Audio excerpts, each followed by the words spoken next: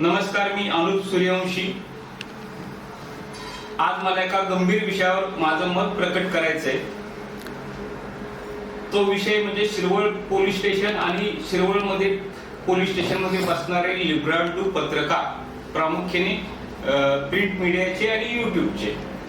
अनेक पत्रकार चांगले आहेत, त्याबद्दल दुमत नाही, पण काही पत्रकारांना हाताशी धरून शिरवळ पोलीस स्टेशनमध्ये एक प्रकारचं खंडणी घ्यायचं काम चालू आहे की काय, असा शिरवळच्या सर्वसामान्य माणसांना पडलेला प्रश्न आहे।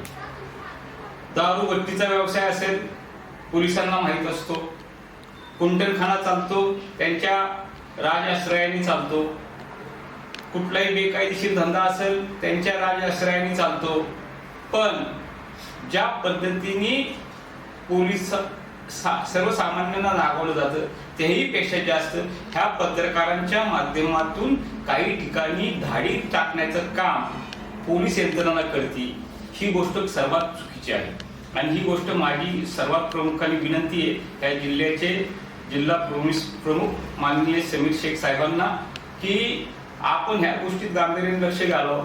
दस साहेबांशी या विषयावर मी सविस्तर बोललेलो आहे। ह्या पोलीस ठाण्याचे PI जगताप साहेबांना मी वारंवार कल्पना दिली की आपलं वागणं चुकीचं आहे, पण कसल्याही परिस्थितीत वागण्यात बदलच होत नसेल, सुधारण्याची वृत्तीच नसेल, तर कधीतरी बदल होत नसेल तर आवाज मोठ्या स्वरूपात उठवायचा असतो। म्हणून मी आज ह्या व्हिडिओच्या माध्यमातून आपल्याशी बोलत आहे।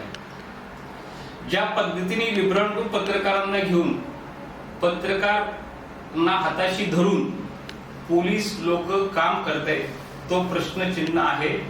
मी काम उघड आता सुरुवातीला सांगितलं, कुंटलखाना चालतो, दारूचे धंदे चालतात, बिंगो लॉटरी चालती, याबद्दल पोलिसांचं साफ दुर्लक्ष आहे।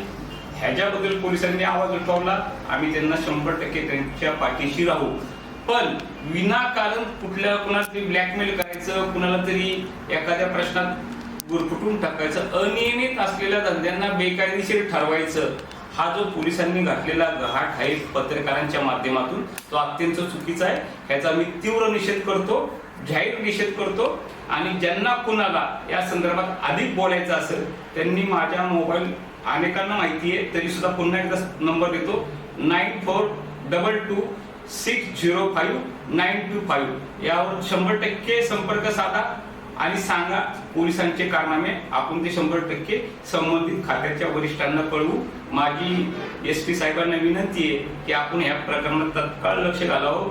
ज्या ठिकाणी पोलिसांचा आणि पत्रकारांचा जो अड्डा बनलाय, त्याला गावातल्या काही लोकप्रतिनिधींनी राजाश्रय दिलाय। मग ते निवडून आलेले लोकप्रतिनिधी आहेत, विद्यमान आहेत, त्यांचं सदस्यत्व पद चालू आहे, अशा सर्वांची चौकशी 100% करावी। नाहीतर काय होतंय, गावच्या प्रमुख व्यक्तीला हाताशी धरायचं, 4 पत्रकार हाताशी पकडायचे, पंच कमिटी बोलवायची आणि पोलीसच न्यायाधीश झाल्यासारखं वागते। ही गोष्ट पोलिसांनी तत्काळ सोडून द्यावी, ही विनंती।